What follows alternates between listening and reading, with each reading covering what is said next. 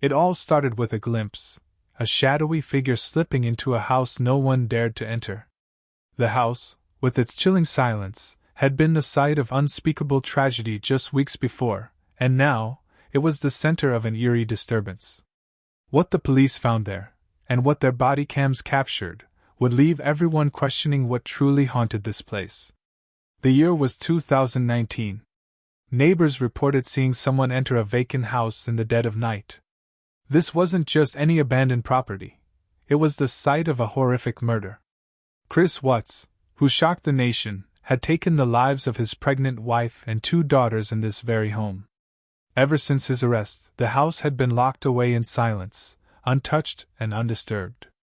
When police arrived at the scene, they were already on edge, knowing the grisly history of the property. The garage lights were on, as if inviting them in, but there were no signs of life. They proceeded cautiously, stepping into the haunting quiet of the home. As they moved through the rooms, their flashlights cutting through the darkness, an unsettling air filled the space. Closets and corners were checked for intruders, but nothing seemed amiss, until the body cam revealed something later that no one could explain. A closet door, which had been firmly closed, now stood wide open. There had been no sign of anyone else in the house, no noise to suggest movement. And yet there it was, a mystery etched forever into the eerie lore of a home stained by tragedy. What really happened that night? Was it an intruder, the echo of a tormented past, or something far more sinister? Keep listening, because what you'll hear next may make you question the boundaries between the living and the dead. The scene shifts to the moment the police decide to enter the house, a house that feels more alive than it should. The garage, which had its lights on moments ago, is now shrouded in darkness, as if it, too, wants to hide something. The officers, visibly uneasy, proceed with their search, their flashlights slicing through the oppressive silence. One officer heads to the kitchen, scanning for any signs of forced entry or movement. His partner moves toward the stairs, the faint creaks of their boots on the floorboards echoing in the otherwise empty space. Every step seems to awaken the house, amplifying the tension. The officer in the kitchen pauses, opening a closet door to check for intruders. The space is empty, and he closes it again, but something about the moment feels wrong. It's as though the air shifts around him, heavy and charged. Upstairs, the second officer motions toward the darkened hallway, signaling his readiness to search the bedrooms. As they progress, their movements slow. The atmosphere grows thicker, almost suffocating, as if the house itself resents their presence. Every shadow seems to stretch and twist unnaturally, and even the officers' clipped commands seem muted by an unseen force. When the officers regroup after their initial sweep, there's a collective sense of relief that nothing out of the ordinary has been found, yet. But this is only the beginning. The real terror is still lying in wait, and neither the officers nor the viewers are prepared for what's coming next. The calm is deceptive, a fragile thread ready to snap, leading to a revelation that will leave everyone questioning the nature of the events unfolding within this cursed home. As the officers ascend the staircase, the creaking of the old wooden steps echoes through the silent house. The upper floor feels different, darker, colder, and more oppressive than the rest of the house. Their flashlights cut through the shadows, illuminating the hallway with its slightly peeling wallpaper and closed doors that seem to loom larger than they should. The air is heavy, carrying an unnatural stillness that seems to press down on them. One officer takes the lead, gripping his flashlight tightly, while the other stays a step behind, glancing over his shoulder every few seconds. The doors to the rooms are closed, their presence almost intimidating, as if the house is daring them to open them.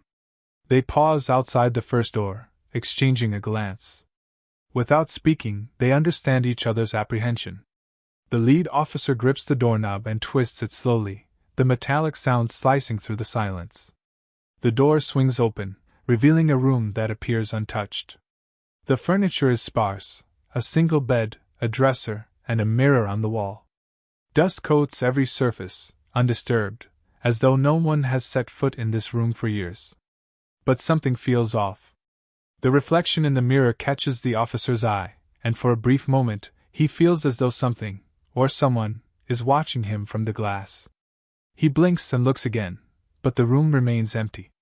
The officers move on to the next door, the tension mounting with each step. As they approach, a soft sound reaches their ears, almost imperceptible but enough to send a shiver down their spines.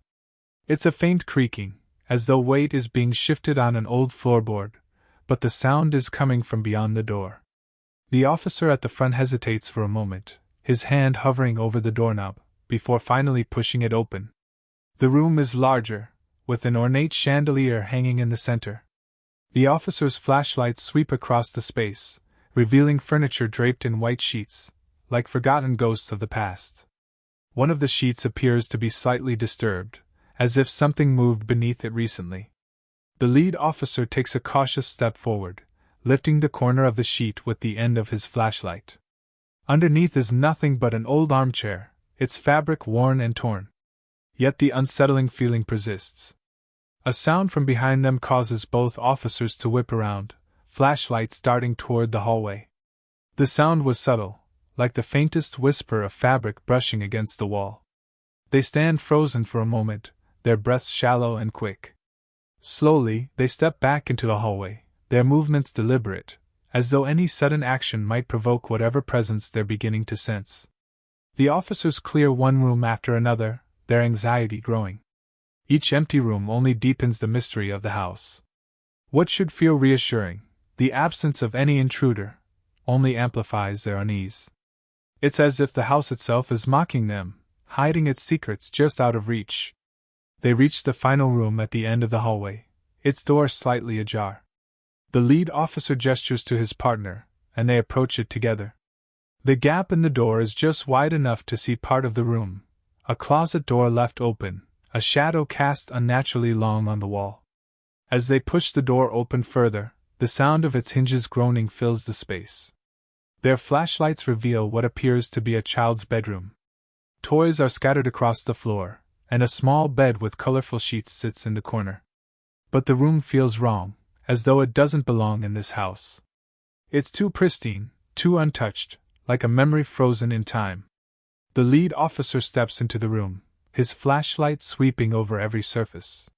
He approaches the closet, which is only partially open, and nudges the door wider with his foot. Inside, the small space is empty except for a single doll sitting on the floor, its head tilted at an unnatural angle. The officer stares at it for a moment, unease prickling at his skin. His partner calls out from the hallway, breaking the silence. "Everything okay?" Before he can answer, a faint noise catches his attention, a soft creak, as though someone is shifting their weight just behind him. He spins around, flashlight raised, but the room is empty. His breathing quickens as he backs away from the closet, rejoining his partner in the hallway. As they regroup, the officers decide it's time to leave. They've found no sign of an intruder, yet the unsettling atmosphere of the house has worn on their nerves. They begin to make their way back down the staircase, but neither of them can shake the feeling that the house is watching them, its silence heavier than ever. Just as they reach the front door, the lead officer stops and turns to his partner. "Did you close the closet door in the kitchen?" he asks. His partner frowns, shaking his head. They exchange uneasy glances, and the memory of that small, insignificant act sends a fresh wave of dread through them. It's a detail that shouldn't matter, yet it feels crucial, as though it's tied to something they missed, something they can't explain. The officers step out into the night, the oppressive weight of the house finally lifting as they leave. But the unanswered questions linger, and the eerie silence of the house seems to follow them, a quiet reminder that they haven't truly left its grasp. The officers step outside the house, the cool night air a stark contrast to the stifling tension they just left behind. For a moment, they pause on the driveway, glancing back at the darkened windows, which now seem to stare at them like hollow, unblinking eyes. The eerie silence of the neighborhood only deepens their unease, as if the world itself is holding its breath. "Did you hear that?" one officer asks, his voice barely above a whisper. His partner shakes his head, but his grip tightens on his flashlight. "Hear what?" "It was faint, but it sounded like footsteps inside. I thought we cleared the place." They exchange uneasy glances. Protocol dictates that they've done their job, the house has been searched and no intruder was found. But that lingering feeling, the sense that something isn't right, pulls at them. Against their better judgment, they decide to check the house one last time. Approaching the front door, the lead officer tries the knob, only to find it locked. He frowns, glancing at his partner. "Did you lock it when we left?" "No," his partner replies, his voice firm. "I didn't touch it." The officer pulls out the key provided by dispatch, unlocking the door and stepping inside once more. The air in the house feels colder now, heavier, as though something has shifted in their absence. They move cautiously, their flashlights slicing through the darkness. They start in the living room, retracing their steps. The furniture remains untouched, the faint layer of dust undisturbed. Yet the atmosphere feels different, charged with an almost electric tension. It's as if the house itself is alive, holding its breath, waiting. They proceed to the kitchen, where earlier the officer had checked the closet. As they enter, a chill runs down their spines. The closet door, which had been shut before they left, is now wide open. The lead officer hesitates before stepping closer, his flashlight aimed at the yawning darkness of the closet. His partner stands behind him, covering his back, their radios crackling faintly with static. "You saw me close this, right?" the lead officer asks, his voice low but tense. "I did," his partner confirms, his eyes scanning the room nervously. The lead officer takes a deep breath and pulls the closet door open further, fully illuminating its interior. It's empty, no intruder, no sign of disturbance. Just an ordinary closet. But the officers can't shake the feeling that they're being watched. "Maybe it's a draft," the partner suggests, though his voice betrays his doubt.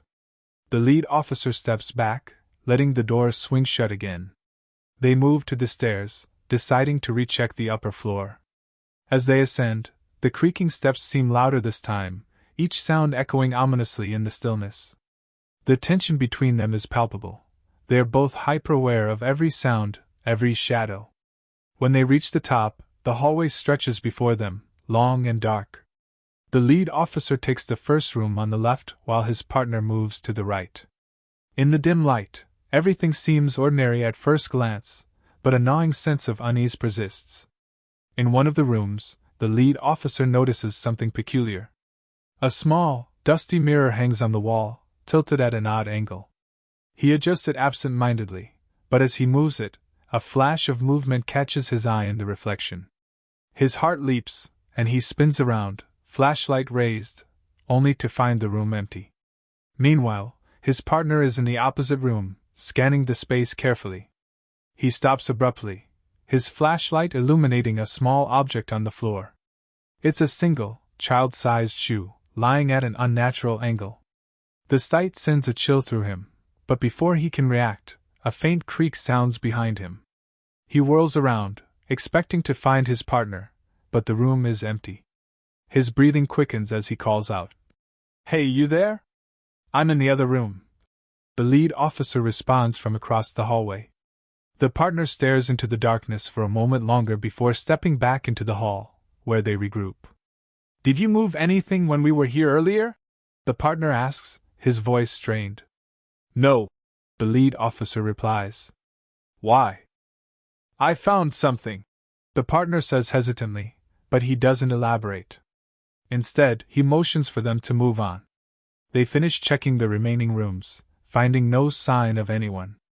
Yet the unease only grows, a gnawing sensation that they've missed something crucial. As they prepare to leave the upper floor, the faintest sound reaches their ears, a soft, almost imperceptible whisper, coming from the direction of the closet in the kitchen. They exchange a glance, either wanting to acknowledge what they've heard. With a silent agreement, they descend the stairs one last time. As they reach the bottom, the whispering stops, replaced by an oppressive silence. The house feels darker now, as though it's closing in around them. They step into the kitchen, their flashlights trained on the closet door. Once again, it stands slightly ajar. This time, the lead officer doesn't hesitate. He yanks the door open, but the sight that greets them freezes him in place. Inside, the walls are scratched, faint marks running in chaotic patterns as though something, or someone, was trapped inside, desperately trying to get out. Neither officer speaks. They don't need to. The scratches tell a story they'd rather not imagine. Without another word, they leave the house, locking the door behind them. But even as they step into the cool night air, they can't shake the feeling that they weren't alone in that house, and that whatever was there is still watching. The chilling silence of the house weighs heavy as the officers step outside. The night air offers little comfort, and the sense of being watched remains palpable. Just as they think they've left the eeriness behind, the faintest sound echoes from within the house, a soft creak, almost like a whisper of protest. They pause, exchanging uneasy glances, and decide to re-enter one last time. This time, they focus their attention on the garage, where the lights had mysteriously turned off during their initial search. As they approach the garage door, the lead officer's hand hovers over the handle, his flashlight casting long, flickering shadows on the walls. Slowly, he pulls it open. The air inside is stifling, carrying an odd metallic scent that prickles at their nerves. The garage is cluttered with forgotten objects, dusty boxes, old tools, and a car covered in a thick layer of grime. But it's the corner of the garage that catches their attention. The faint outline of footprints in the dust leads to a tall metal cabinet pushed awkwardly against the wall. The officers approach cautiously, their flashlights illuminating the scuffed floor beneath the cabinet. "Help me move this," the lead officer says, his voice low but firm. Together, they push the heavy cabinet aside, revealing a door built into the wall. It's small, almost hidden, and its presence is unexpected. The handle is rusted, and the wood around it looks as though it has been scratched repeatedly, as if something, or someone, tried desperately to get out. "Did this show up on the report?" the second officer asks, his voice wavering. The lead officer shakes his head. "No. This wasn't mentioned at all." He reaches for the handle, but it's locked. Frustrated, he steps back, considering their options. That's when they notice the faint sound coming from behind the door. It's rhythmic and subtle, almost like breathing. Their eyes meet, and the unspoken question hangs heavy between them: do they open it? With no key in sight, they decide to use a crowbar from the tool bench nearby. The lead officer wedges the metal bar into the doorframe, the sound of splintering wood echoing through the garage. As the door gives way, the officers brace themselves for what lies behind it. The door swings open, revealing a narrow staircase descending into darkness. The air that escapes is cold and damp, carrying an earthy scent that's almost suffocating. They exchange hesitant glances before stepping inside, their flashlights piercing the thick darkness. The stairs lead to a small basement, its walls lined with peeling paint and old photographs. The photographs are faded, but the images are clear enough to make their stomachs churn: family portraits of a man, a woman, and two young girls. The smiling faces in the pictures are hauntingly familiar, matching the descriptions of the victims from the tragedy that took place here weeks ago. In the center of the room is a single wooden chair, positioned beneath a dim, flickering light bulb. The chair is empty, but the scratches on the floor beneath it suggest it was moved recently. A faint, almost imperceptible hum fills the air, and the officers realize it's coming from a small radio placed on a shelf nearby. The static is unsettling, but every so often, it seems to shift, as though trying to form words. One of the officers approaches the chair, his flashlight sweeping across the room. That's when he sees it, a small handprint on the wall, smudged and faint but unmistakable. It's too small to belong to an adult, and the realization sends a shiver down his spine. Before he can voice his discovery, the hum from the radio grows louder, crackling and distorting until it's almost deafening. The light bulb above flickers violently, casting disorienting shadows across the room. Then, abruptly, everything stops. The light stabilizes, the radio goes silent, and the room is plunged into an oppressive stillness. "Let's get out of here," the lead officer says, his voice barely a whisper. They turn to leave, but as they reach the staircase, the sound of footsteps echoes from above. Someone, or something, is in the house. The officers freeze, their flashlights pointed at the stairs. The footsteps grow louder, descending slowly, deliberately. They ready themselves, unsure of what's about to emerge from the shadows. But just as the footsteps reach the bottom step, they stop. The silence that follows is more unsettling than the sound itself. The officers shine their lights toward the stairs, but nothing is there. The air feels colder now, heavier, as though the room itself is watching them. Without another word, they retreat up the stairs and out of the house, their breaths heavy and their nerves frayed. As they lock the door behind them, the sense of being watched is undeniable. They glance back at the house one last time before driving away, leaving behind a place that feels more alive and more malevolent than any of them are willing to admit. The chilling air around the house grows thicker as night deepens, and an unspoken tension hangs over the officers as they regroup outside. They've cleared the house, or so they think. Each of them feels the weight of unease, as though something invisible lingers just out of sight. The lead officer gestures for them to check the perimeter once more, his voice steady but betraying a sense of urgency. As they circle the property, their flashlights sweep over the tall grass and shadows cast by the moonlight. The house seems to breathe, its windows like dark, unblinking eyes. One officer pauses near the back of the house, noticing something odd about the ground. The dirt is slightly disturbed, forming a narrow path that leads toward an old, rickety shed at the far end of the yard. The shed is barely standing, its wooden walls warped, and its roof partially caved in. It's the kind of structure that feels like it could collapse at any moment, but it also feels occupied. One officer radios the others, and they all converge on the spot, their flashlights trained on the shed's weathered door. "I don't remember seeing this on the property map," one of them mutters. The lead officer steps forward, gripping the handle of the shed's door. The wood groans as he pulls it open, revealing a dark, cramped interior. The smell of damp wood and mildew hits them immediately, but there's something else, a faint metallic tang in the air that makes their stomachs turn. Inside, the space is filled with disorganized clutter, rusted tools, broken furniture, and old boxes piled haphazardly. But at the center of the shed is something that makes their blood run cold, a small, makeshift shrine. Candles, now burnt down to stubs, are arranged in a circle around a framed photo. The photo is of the Watts family. "Who the hell set this up?" one officer whispers, his voice barely audible. The officers approach cautiously, their footsteps muffled by the damp dirt floor. The candles are surrounded by what appears to be handwritten notes, their words faded and smeared but still legible in places. Phrases like, "Forgive me," and "I didn't mean to," repeat over and over, scrawled in uneven, frantic handwriting. A chill runs through the room, and the officers exchange uneasy glances. Suddenly, a noise breaks the silence, a soft, rhythmic creak, like wood shifting under weight. It's coming from above.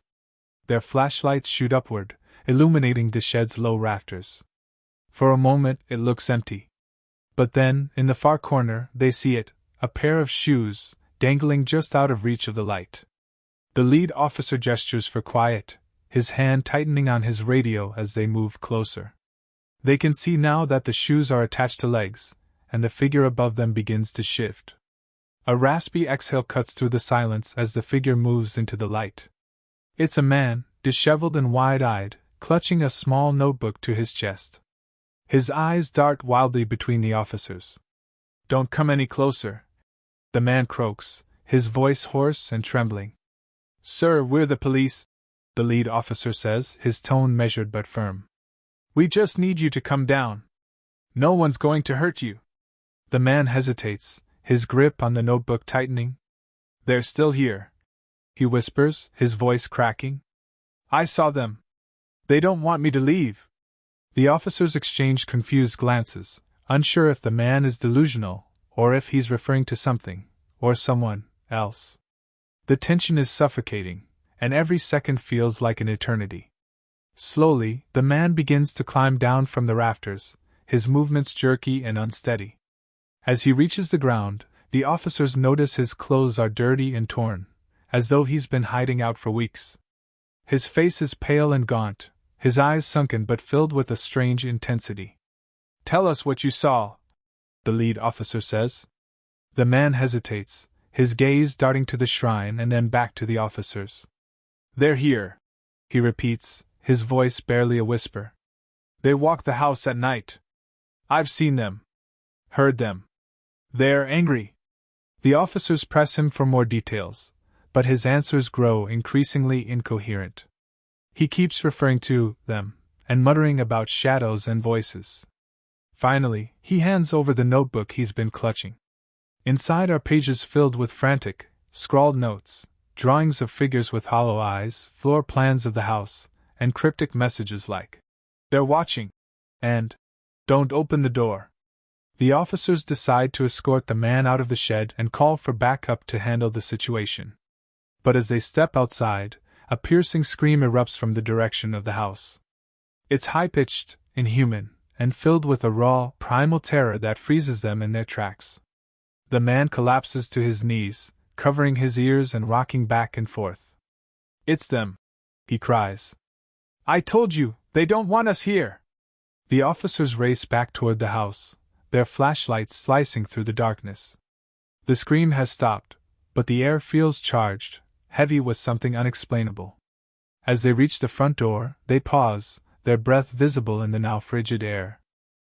Whatever awaits them inside, they know it's not just a routine investigation anymore. The night deepens, and the tension inside the house thickens as if the walls themselves are holding their breath. The officers regroup in the living room, their radios crackling with updates from outside.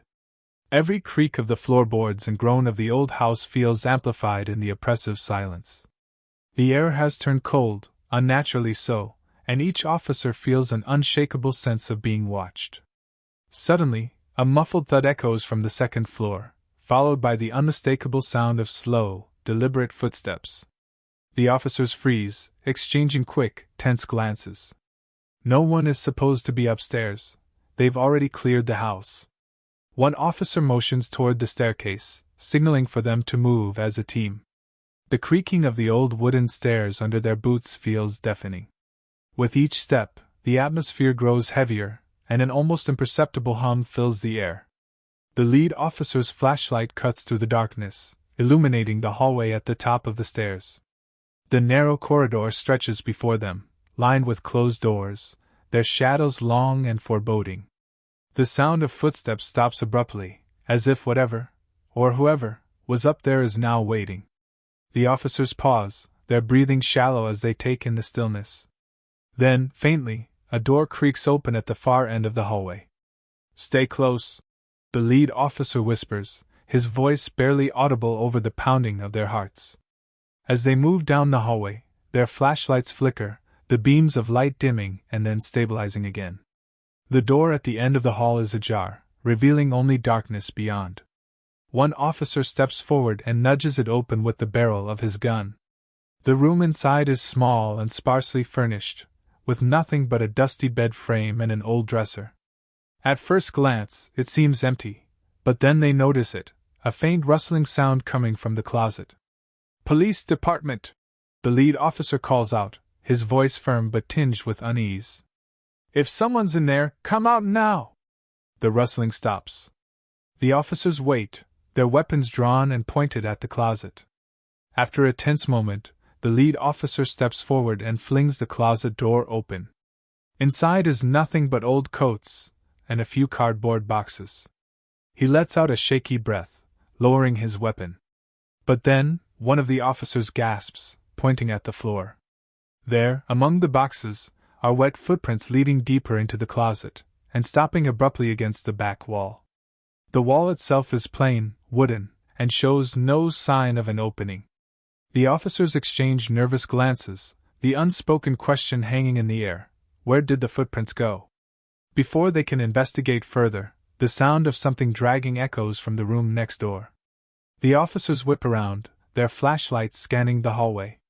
The door to the adjacent room, which had been closed when they passed it moments ago, now stands wide open.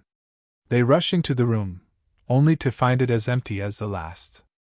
But the dragging sound continues, now coming from directly above them.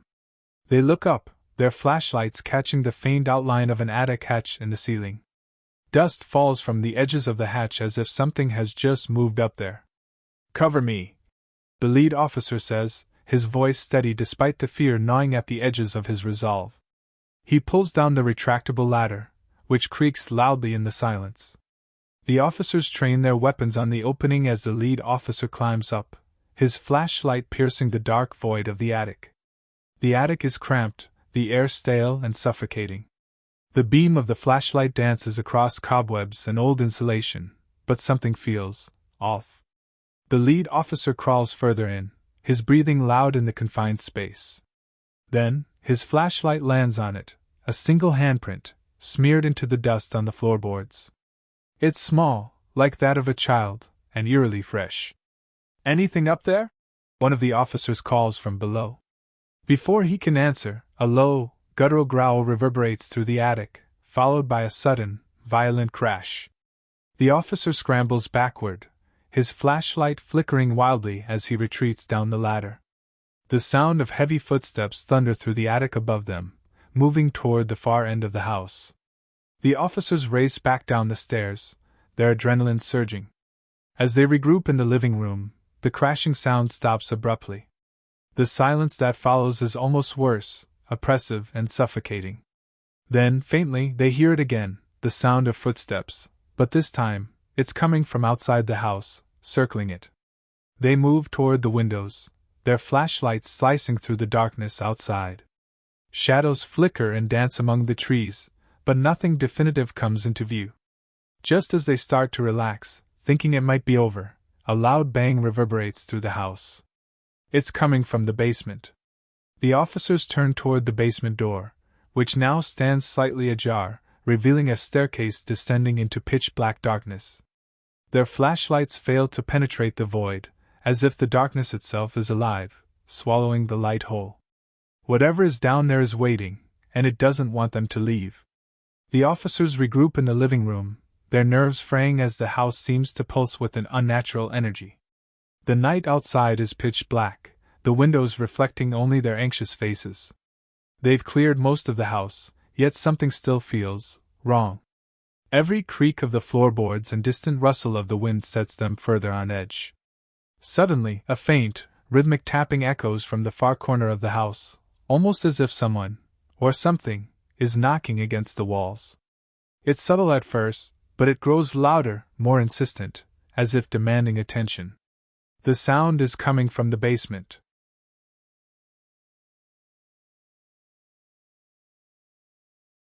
The basement door stands at the end of a narrow hallway, its edges lined with peeling paint. The tapping sound stops as they approach, replaced by a profound silence that feels alive. One officer places a hand on the doorknob, pausing to exchange a look with the others. "On 3, he whispers, gripping the knob tightly. The countdown feels excruciatingly slow, but finally, he pulls the door open.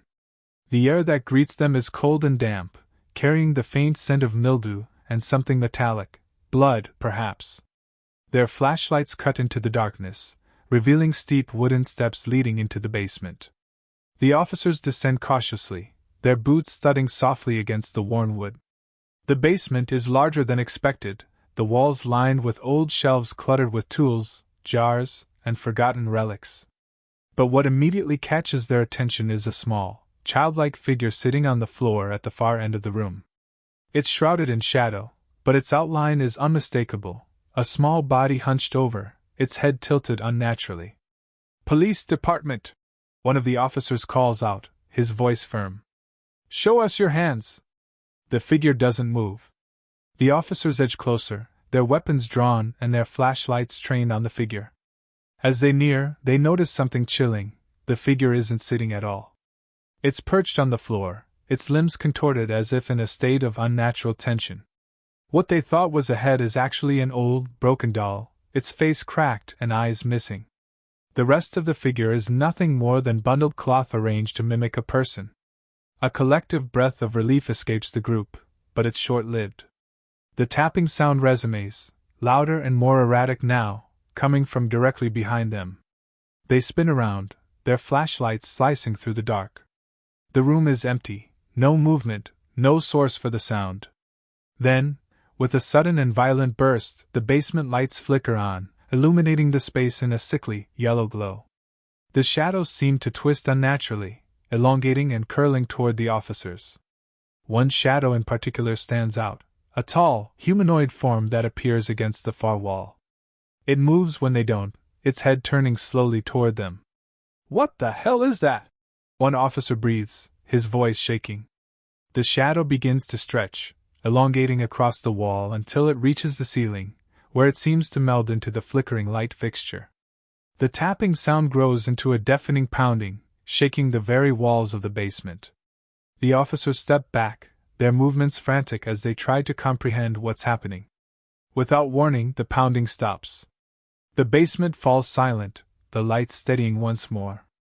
The shadow is gone, leaving behind only the faintest imprint on the wall, a smudge that almost resembles a handprint. The officers glance at each other, their faces pale and drenched in sweat. "We need to get out of here," one of them mutters, breaking the silence. As they begin to ascend the stairs, the door at the top slams shut with a force that reverberates through the entire house. The officers rush toward it, their flashlights bobbing wildly in the dark. But as they reach the top, they realize the door isn't just closed, it's locked. One officer pounds on the door while another tries the handle. The wood feels unnaturally warm under their hands, as though something on the other side is pressing against it. They yell for backup over their radios, their voices overlapping in panic. Then, just as abruptly as it began, the pressure on the door vanishes. It swings open on its own, revealing the hallway bathed in its usual dim light. The officers exchange wary glances, unsure of what to do next. They step back into the house, and for a moment, everything seems normal. But as they regroup in the living room, one officer notices something chilling. The small doll from the basement is now sitting on the coffee table, its cracked face staring directly at them. The realization hits them all at once: whatever they're dealing with isn't confined to the basement. It's everywhere. And it's not done with them yet. As the story deepens, the officers find themselves regrouping in the kitchen, their nerves fraying after what they witnessed in the basement. The air feels heavy, as if the house itself is alive and pressing down on them. One officer turns to the others, his voice strained. "We can't leave until we figure out what's going on here." But even as they talk, the unease grows. The lights in the kitchen flicker, and the faint sound of footsteps echoes from the floor above. It's slow and deliberate, like someone, or something, is pacing directly above them. The officers exchange a tense glance, their weapons at the ready. They decide to split up, two staying downstairs to secure the perimeter while the other two head upstairs to investigate. As the pair ascends the creaking staircase, the air grows colder with each step. The hallway stretches before them, lined with closed doors that seem to loom ominously in the dim light. The first officer pushes open a door on the left. It reveals the child's bedroom, eerily untouched by time. Toys are scattered on the floor, and the bed is neatly made, as if someone had just tucked it in. The second officer checks a door on the right, which leads to a bathroom. Both rooms are empty, but the oppressive feeling only intensifies. As they move further down the hall, a faint whisper drifts through the air. It's unintelligible, but it sends chills down their spines. The sound seems to be coming from the last room on the left. The officers approach cautiously, their flashlights cutting through the darkness. The door is slightly ajar, and from within, they can see faint movement. One officer raises a hand to signal silence, then pushes the door open with a deliberate slowness. The room beyond is a master bedroom, dimly lit by the moonlight streaming through the windows. At first, it seems empty. But then, in the corner of the room, they notice a large, antique mirror. The glass is clouded and cracked, distorting the reflection.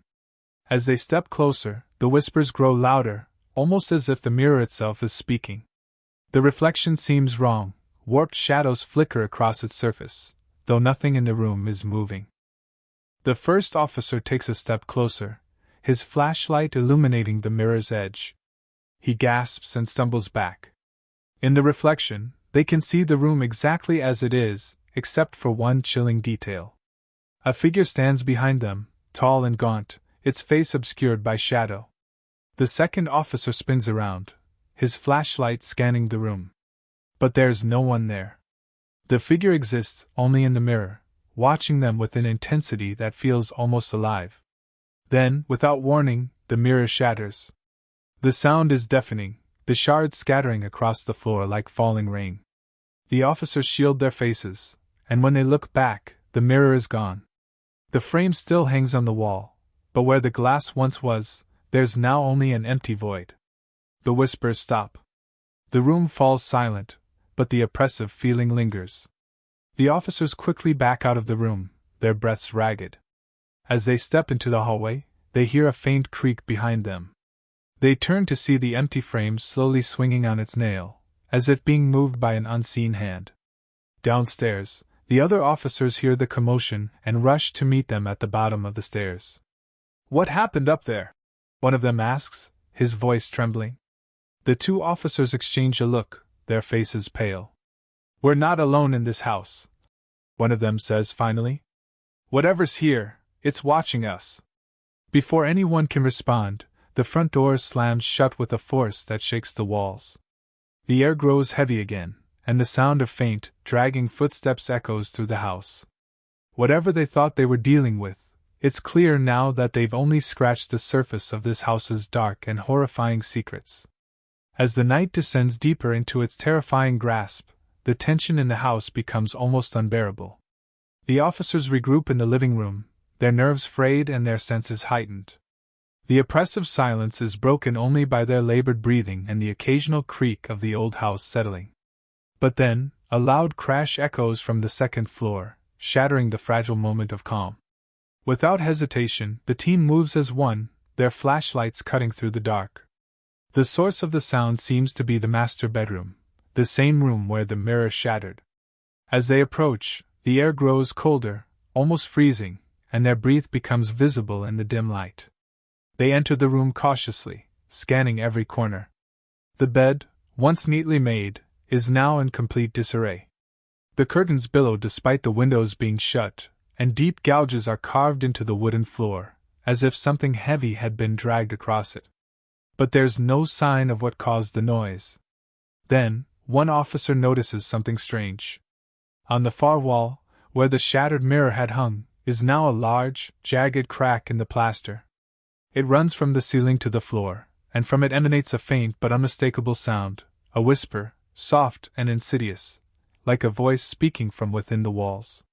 The team exchanges uneasy glances before deciding to investigate.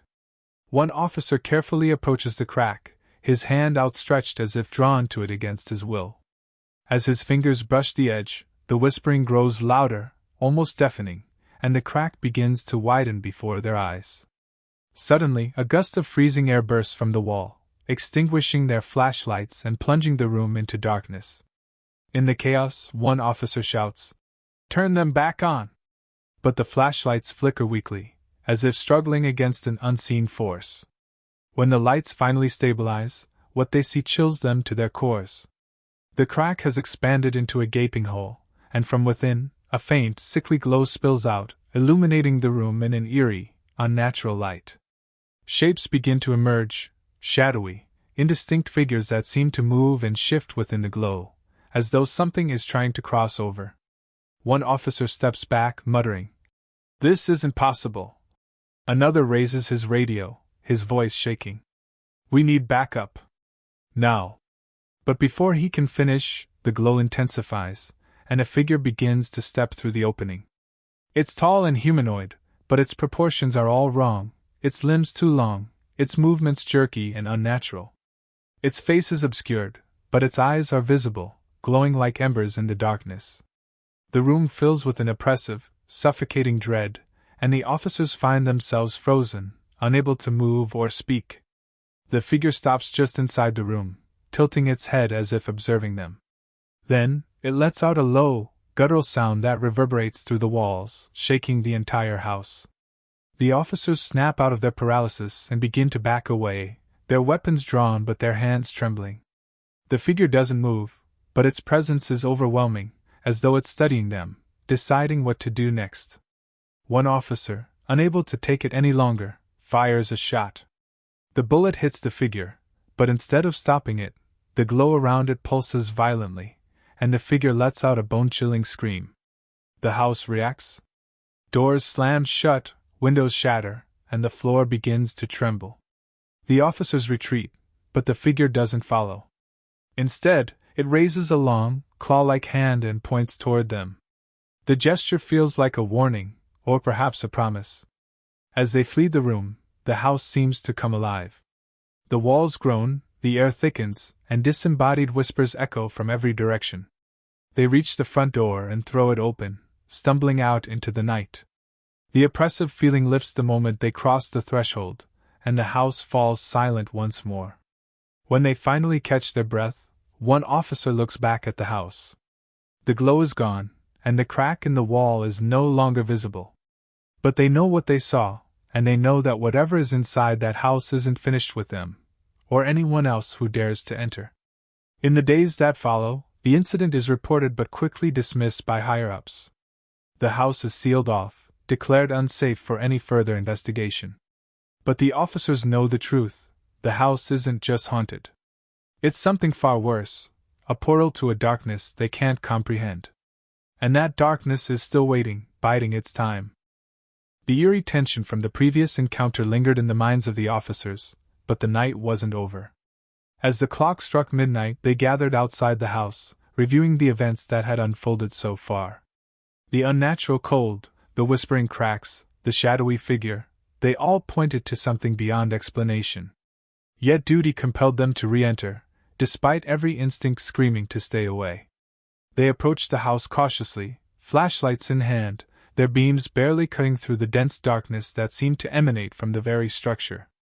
The wind had picked up, howling through the nearby trees, adding to the oppressive atmosphere.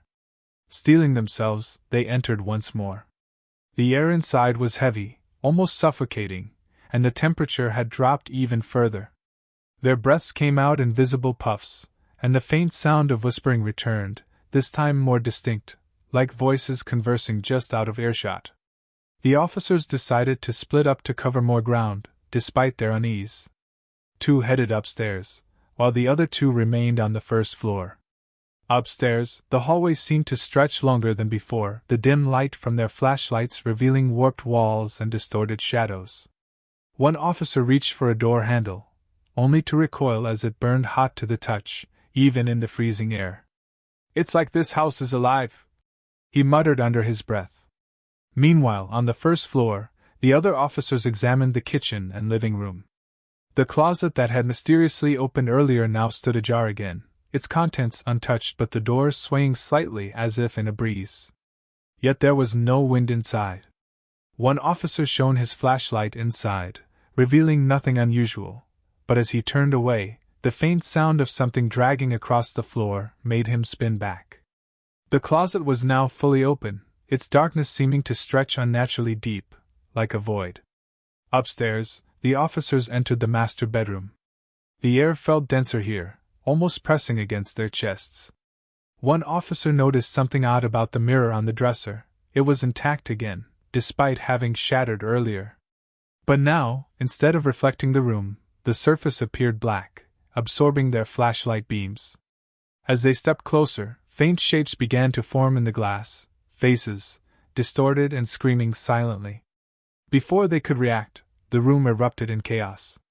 The door slammed shut, trapping them inside, and the mirror shattered once more, but this time it wasn't glass that fell, it was ash, cold and dry, that filled the room like a choking cloud. In the ash, figures began to materialize, their forms flickering between solid and ethereal. One figure, taller and more menacing than the rest, stepped forward, its face obscured but its glowing eyes burning with malice. On the first floor, the officers heard the commotion and rushed toward the stairs. But as they reached the base, the staircase seemed to stretch upward, the top disappearing into darkness. A voice echoed down, low and guttural, speaking words in a language they couldn't understand. The whispers from earlier now became screams, overlapping and growing louder, as if the house itself was crying out in agony. The officers upstairs tried to open the door, but it wouldn't budge. The temperature plummeted further, and frost began to creep up the walls. One officer fired his weapon in desperation, the gunshot deafening in the confined space, but it had no effect on the figures advancing toward them. The lead figure raised a hand, and the frost on the walls began to spread faster, creeping toward the officers as if alive. Desperation took hold.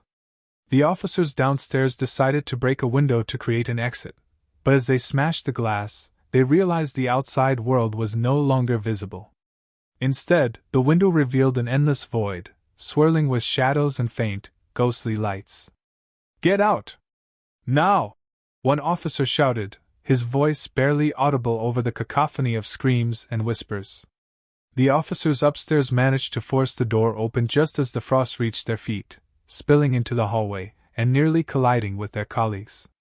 Together, they made a mad dash for the front door, the house seeming to fight against them with each step.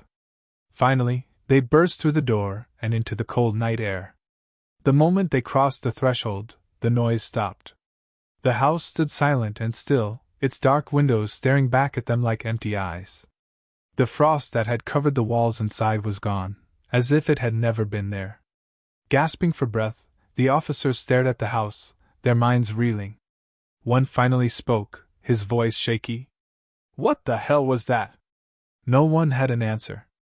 They only knew one thing: the house wasn't just haunted. It was a trap, a place where the lines between the living and the dead blurred, and where those who entered risked being consumed by its darkness. In the days that followed, the house was officially deemed condemned by local authorities.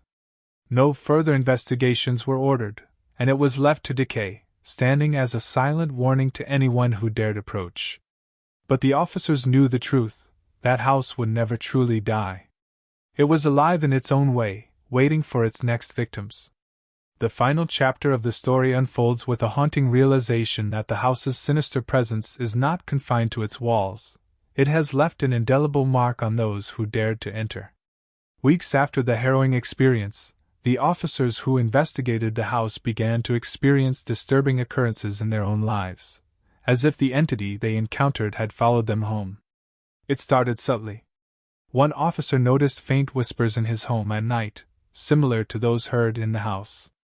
At first, he dismissed them as echoes of his imagination, remnants of the trauma he had endured. But the whispers grew louder, more distinct, until he could hear his name being spoken in a voice that wasn't his own. Another officer began to see shadowy figures out of the corner of his eye, always disappearing when he turned to look. Objects in his home would move on their own, doors opening and closing, lights flickering, and furniture shifting slightly from their original positions. He tried to rationalize it, blaming faulty wiring or his own exhaustion, but deep down, he knew the truth. The nightmares came next. Each of the officers was plagued by vivid, horrifying dreams of the house. They dreamt of walking its dark halls, of hearing the guttural whispers and feeling the suffocating cold. In these dreams, the shadowy figure from the mirror would appear, its glowing eyes piercing through the darkness, always watching, always waiting.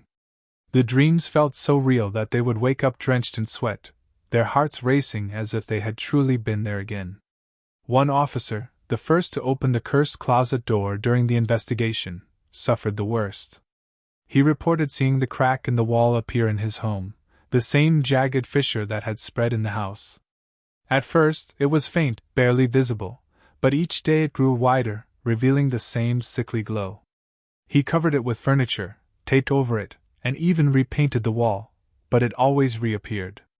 He eventually left his home, unable to endure the terror any longer, but the crack followed him to his new residence, as if it was tied to him.